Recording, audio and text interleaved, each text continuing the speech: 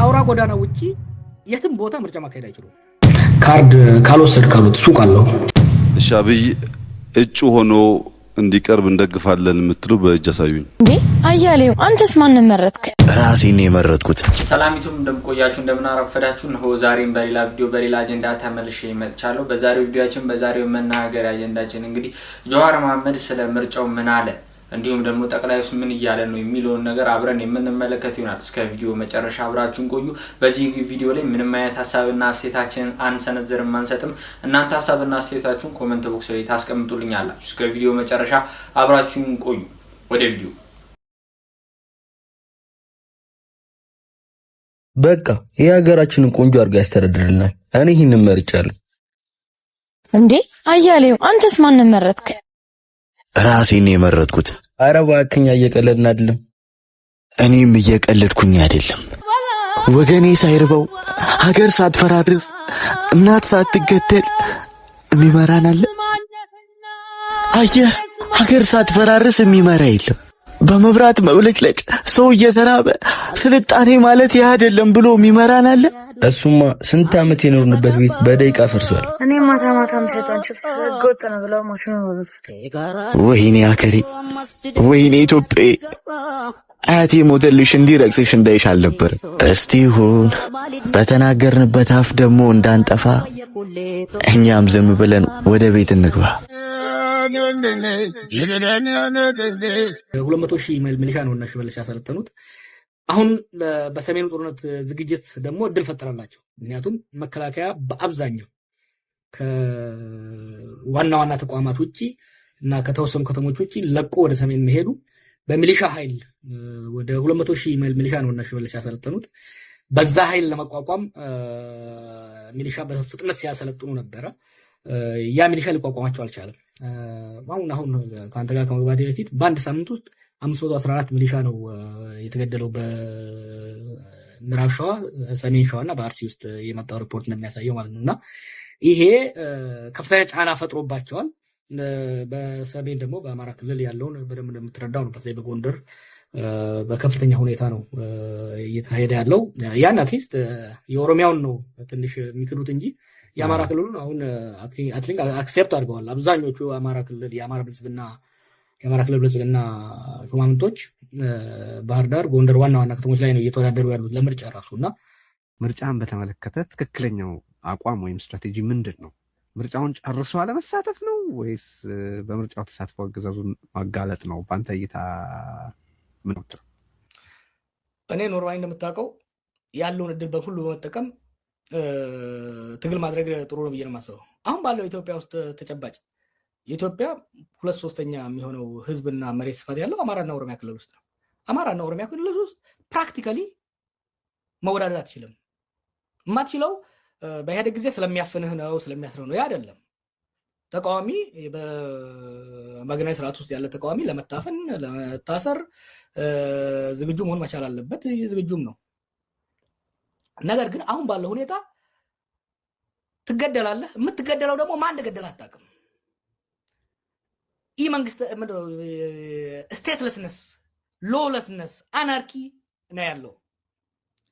ለምሳሌ የኛ ፓርቲ ኮፈሌ ላይ ይሁን ቤጊ ላይ ሄዶ ይወዳደር ብትለው ተው፣ ቤጊ አይደለም ሱሉልታ ላይ ሄዶ ለመወዳደር አንድ ሚሊሻ ግንባሩን ሊለው ይችላል ያለምንም ጣጣ። ስለዚህ ተወዳዳሪን እጩን በማቅረብ ያ እጩ እንዲገደል ለሞት ማጨት፣ ለዛም ለተራ ሞት ሚኒንግለስ የሆነ ትርጉም አልባ ሞት ማጋለጥ ነው። አማራ ውስጥም ኦሮሚያ ውስጥም ዶክተር ደሳለኝ ጫኔ ትላንት ያለውን አይተዋል። አንድ እሱ ነው። ሁለተኛ አሁን ባለው ሁኔታ አሁን ፓርቲዎቹ አብዛኞቹ ታክቲካል በተወሰኑ ቦታዎች ላይ ብቻ እንዳይሰረዙ ከምርጫ ቦርድ እንዳይሰረዛቸው እየገቡ ነው። የኛም ፓርቲ ኦፌኮ እሱ ላነሳብህ ነበር። እሺ ከዛ ውጪ ግን ቢመረጡ አሁን አብይ ምንድነው እያደረገ ያለው? የተለያዩ መሪዎችን የተለያዩ ሰዎችን እየሄደ ይሄን ያህል ወንበር ሰጣችኋለሁ እያለ ለማባበል እየሞከረ ነው። ሄር ኢዝ ዘ ኩዌስችን። ፓርላማ መግባት ለምሳሌ ስልጣን ኢንፍሉዌንስ እንደማያደርግ ይታወቃል በአምባገነናዊ ስርዓት ውስጥ። አትሊስት ግን ፓርላማውን እንደ መድረክ ተጠቅማ የህዝብን ጉዳይ የህዝብን መብት መናገር ትችል ነበረ። ኢሚኒቲ ይሰጥህ ነበር ፓርላማው። ባለፈው 5 ዓመት ምንድነው ያየነው? የፓርላማ አባላት ኢሚኒቲ የነበራቸው እነ ክርስቲያን ታደለ እነ ታዬ ደንዳ ባይሉም የምክር ቤት አባል ነው። ፓርላማ አባል መሆን አብይን ከተቸው ከምንም እንደማያስጥል ከምንም አያስጥልህም። therefore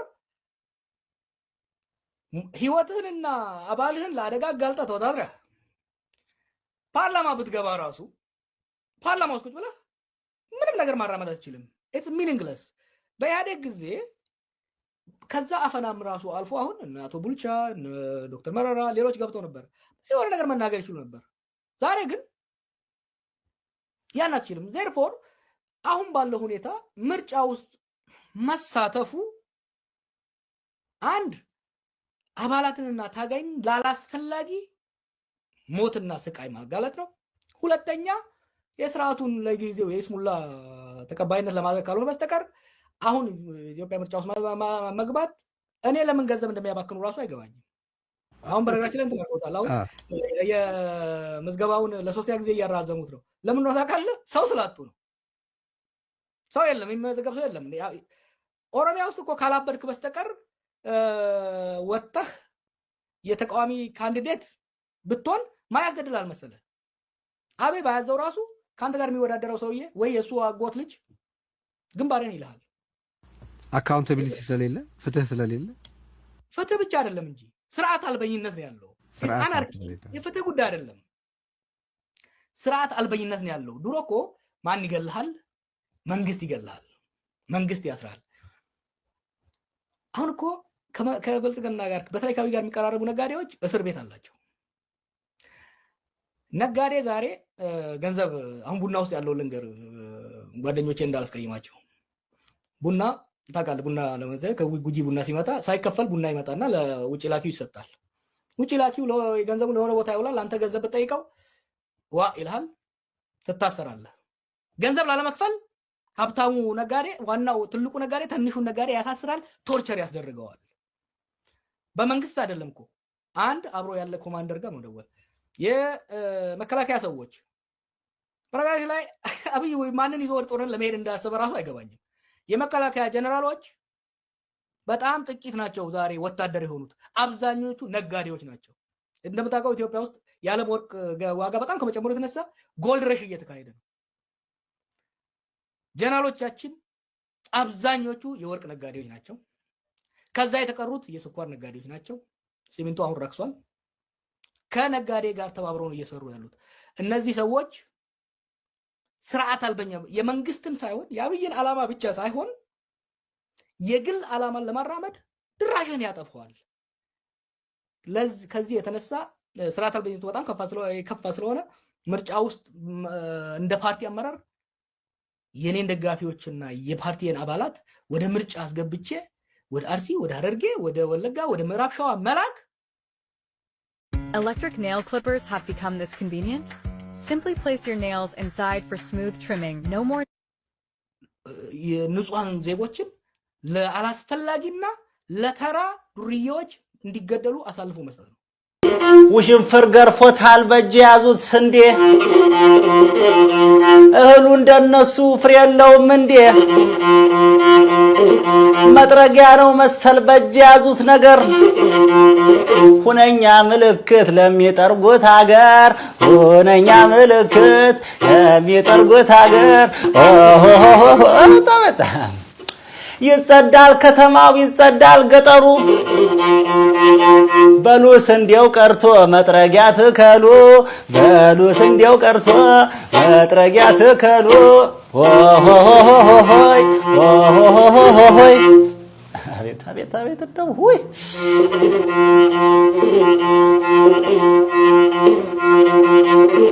ከደመናው በላይ ንስር ትበራለች፣ ዝቅ ብላ አታይም ከላይ ነኝ ብላለች። እድሜ ልክ አይበሩ ከጉሙ ተሻግሮ፣ ጎንበስ በች ይቀራል ዛፍ ነው ንስር ኑሮ። ከዛፉ ሲጠለል ሲተኛ ከቤቱ፣ እንቅልፍ ይነሳዋል የቁራ ጩኸቱ። ጉም ላይ አይተኛ ነገር አይሆንም ፍጥረቱ፣ ከቁራ ለመሸሽ ደመናው ነቤቱ ከቁራ ለመሸሽ ደመናው ነቤቱ ከቁራ ለመሸሽ አቤት ደመናው ነቤቱ ሆሆሆሆሆይ እሺ አብይ እጩ ሆኖ እንዲቀርብ እንደግፋለን የምትሉ በእጅ አሳዩኝ። 1/3 ይሆናል። ሁለተኛ ጥቆማ ሁለተኛ ሰው አብይ ባለፉት 4 ዓመታት ብልጽግናን ስለመራ አሁን ይበቃዋል፣ ከአብይ የተሻለ ሰው ብንመርጥ ለኢትዮጵያም ለብልጽግናም ይበጃል እና እጩ ሆኖ መቅረብ የለበትም የሚል ሰው እድል ልስጣው።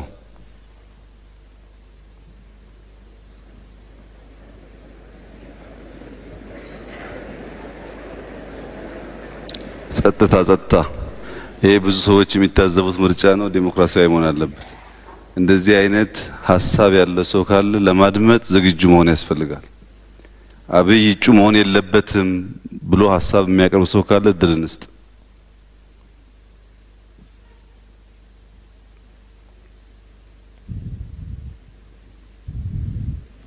በንግግር ባይሆንም በእጅ እቃወማለሁ የሚል ካለም ችግር የለውም።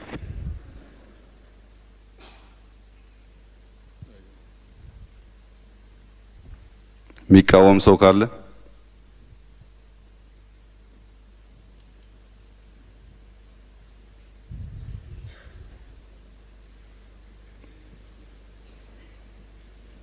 የመጨረሻ ጥሪ ነው። የሚቃወም ሰው ካለ የዛሬው ምርጫ አነጋጋሪ መረጃዎች እየወጡ ይገኛሉ። 143 የምርጫ ጣቢያዎች በጸጥታ ስጋት ምክንያት ጭራሽ አልተከፈቱም።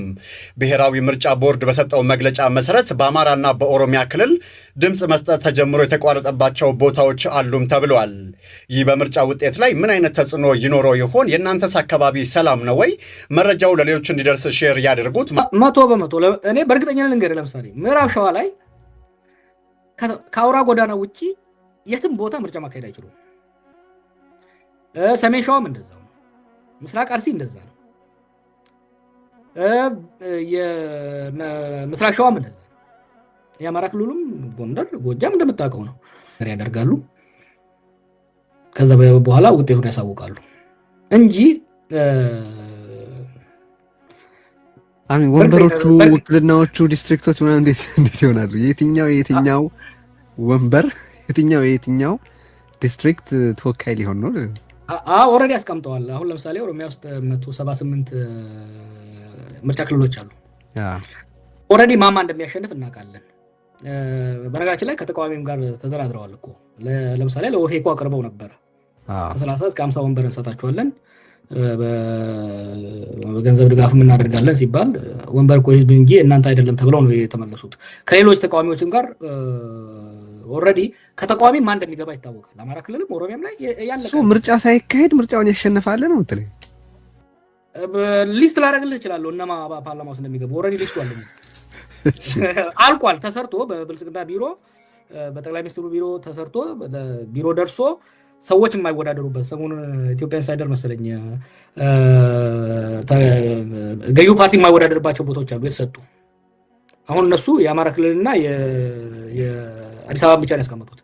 ኦሮሚያም ላይ ደቡብም ላይ ምን ያህል ተቃዋሚ እንደሚገባ ምን ያህል የግል እንደሚገባ ተወስኗል። አሁን ኢንተርኔት ላይ አንዳንዴ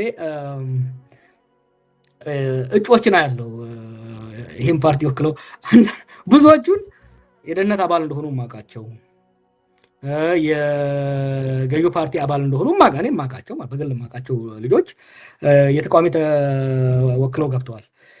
ስለዚህ ከተቃዋሚም ማን እንደሚገባ ኦልሬዲ ድርድር ተደርጎ ነው። ይሄ ብልጽግና ብቻ መኮንን አይደለም የሚያስፈልገው። ከተቃዋሚ ማን እንደሚገባ አይደለም ስንት ወንበር ተቃዋሚው ለምሳሌ ኤ የሚባል ወይም ሀ ወይ ለ የሚባል ተቃዋሚ ስንት ወንበር እንዲያገኝ ብቻ አይደለም የተወሰነው። ከዛ ተቃዋሚ ውስጥ ማ መግባት እንዳለበትም ብልጽግና ወስኗል ኦልሬዲ። ሶ ምን ይሆናል መሰለህ ኦሮሚያና አማራ ላይና ሌላም ላይ የምርጫው ቀን ይኖራል።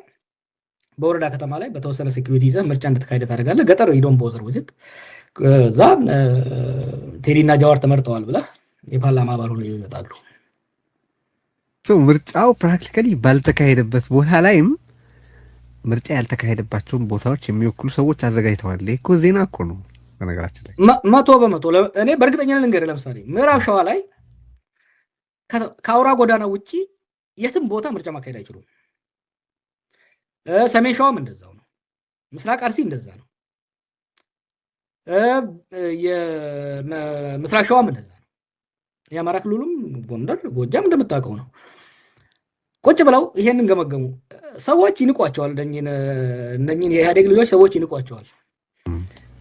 በኢህአዴግ ጊዜ የነበረውን ማጭበርበርና ሸር እነኚህ በእጥፍ ነው ዘመናዊ አድርገውታል። በኤአይ ነው እየሰሩት ያሉት ታውቃለህ። እና ምን ብለው ወሰኑ እንዴ? ድሮ ስታሊን ያለው ነገር አለ አይደለም? በስታሊን ጊዜ እኮ ምርጫ ምንድነው ሰው ይመርጣል፣ ቆጣሪ ነው አንተ ብትቆጣጠረው። ኢትስ ኖት ሁ ቮትስ ሁ ማተርስ ሁ ካውንትስ አይደል ያለው ስታሊን። እነኚህ እንደዛ አይደለም ያሉት። ኖ ምርጫ እኮ መደረግም ግዴታ ተደረገ መባል እንጂ ያለበት መደረግ ግዴታ አይደለም ብለው ደምድመውታል። ይህ እኮ አዲስ ደረጃ እኮ አዲስ ክብረ ወሰን እኮ ነው። ወደ ምንም ገና ብዙ ታያለህ። 78 ምርጫ ክልሎች አሉ። ኦልሬዲ ማማ እንደሚያሸንፍ እናውቃለን። በነገራችን ላይ ከተቃዋሚም ጋር ተደራድረዋል እኮ። ለምሳሌ ለኦፌኮ አቅርበው ነበረ ከ30 እስከ 50 ወንበር እንሰጣቸዋለን በገንዘብ ድጋፍ እናደርጋለን ሲባል ወንበር እኮ ህዝብ እንጂ እናንተ አይደለም ተብለው ነው የተመለሱት። ከሌሎች ተቃዋሚዎችም ጋር ኦልሬዲ ከተቃዋሚ ማን እንደሚገባ ይታወቃል። አማራ ክልልም ኦሮሚያም ላይ ያለቀ ምርጫ ሳይካሄድ ምርጫውን ያሸንፋል ነው የምትለኝ? ሊስት ላደርግልህ እችላለሁ እነማ ፓርላማ ውስጥ እንደሚገቡ። ኦልሬዲ ሊስቱ አለ አልቋል። ተሰርቶ በብልጽግና ቢሮ በጠቅላይ ሚኒስትሩ ቢሮ ተሰርቶ ቢሮ ደርሶ ሰዎች የማይወዳደሩበት ሰሞኑን ኢትዮጵያ ኢንሳይደር መሰለኝ ገዢው ፓርቲ የማይወዳደርባቸው ቦታዎች አሉ የተሰጡ። አሁን እነሱ የአማራ ክልልና የአዲስ አበባ ብቻ ነው ያስቀመጡት። ኦሮሚያም ላይ ደቡብም ላይ ምን ያህል ተቃዋሚ እንደሚገባ ምን ያህል የግል እንደሚገባ ተወስኗል። አሁን ኢንተርኔት ላይ አንዳንዴ እጩዎችን አያለው ይህም ፓርቲ ወክለው ብዙዎቹን የደህንነት አባል እንደሆኑ ማቃቸው የገዢው ፓርቲ አባል እንደሆኑ ማቃቸው በግል ማቃቸው ልጆች የተቃዋሚ ተወክለው ገብተዋል። ስለዚህ ከተቃዋሚም ማን እንደሚገባ ኦልሬዲ ድርድር ተደርጎ ነው። ይሄ ብልጽግናን ብቻ መኮንን አይደለም የሚያስፈልገው። ከተቃዋሚ ማን እንደሚገባ አይደለም ስንት ወንበር ተቃዋሚው ለምሳሌ ኤ የሚባል ወይም ሀ ወይ ለ የሚባል ተቃዋሚ ስንት ወንበር እንዲያገኝ ብቻ አይደለም የተወሰነው። ከዛ ተቃዋሚ ውስጥ መግባት እንዳለበትም ብልጽግና ወስኗል ኦልሬዲ። ሶ ምን ይሆናል መሰለ ኦሮሚያና አማራ ላይ እና ሌላም ላይ የምርጫው ቀን ይኖራል። በወረዳ ከተማ ላይ በተወሰነ ሴኩሪቲ ይዘህ ምርጫ እንድትካሄድ ታደርጋለህ። ገጠር ሂዶን ቦዘር ውዝት እዛ ቴዲና ጃዋር ተመርጠዋል ብለህ የፓርላማ አባል ሆነው ይመጣሉ። ምርጫው ፕራክቲካሊ ባልተካሄደበት ቦታ ላይም ምርጫ ያልተካሄደባቸውን ቦታዎች የሚወክሉ ሰዎች አዘጋጅተዋል። እኮ ዜና እኮ ነው በነገራችን ላይ 100%። እኔ በእርግጠኛ ልንገርህ፣ ለምሳሌ ምዕራብ ሸዋ ላይ ከአውራ ጎዳና ውጪ የትም ቦታ ምርጫ ማካሄድ አይችሉም። ሰሜን ሸዋም እንደዛው ነው። ምስራቅ አርሲ እንደዛ ነው። የምስራቅ ሸዋም እንደዛ ነው። የአማራ ክልሉም ጎንደር፣ ጎጃም እንደምታውቀው ነው። ቁጭ ብለው ይሄንን ገመገሙ። ሰዎች ይንቋቸዋል። እነኝን የኢህአዴግ ልጆች ሰዎች ይንቋቸዋል። በኢህአዴግ ጊዜ የነበረውን ማጭበርበርና ሸር እነኚህ በእጥፍ ነው ዘመናዊ አድርገውታል። በኤአይ ነው እየሰሩት ያሉት ታውቃለህ። እና ምን ብለው ወሰኑ እንዴ? ድሮ ስታሊን ያለው ነገር አለ አይደለም? በስታሊን ጊዜ እኮ ምርጫ ምንድነው ሰው ይመርጣል፣ ቆጣሪ ነው አንተ ብትቆጣጠረው። ኢትስ ኖት ሁ ቮትስ ሁ ማተርስ ሁ ካውንትስ አይደል ያለው ስታሊን። እነኚህ እንደዛ አይደለም ያሉት። ኖ ምርጫ እኮ መደረግም ግዴታ ተደረገ መባል እንጂ ያለበት ካርድ ካልወሰድ ካሉት ሱቅ አለው ሰውየው እና ካርድ ያው ሱቁን ከሚዘጉበት ሊዘጋ ነው። ሱቁን ከሚዘጉበት ሲሄድ ስንት ልጆች አሉት? 5 ከሚስትየው 6 ከአንተ ጋር 7 ካርድ ነው አስሞልቶ የሰጡት። ትንሿ ልጅ 2 ዓመቷ ነው እንዴ ያላረው።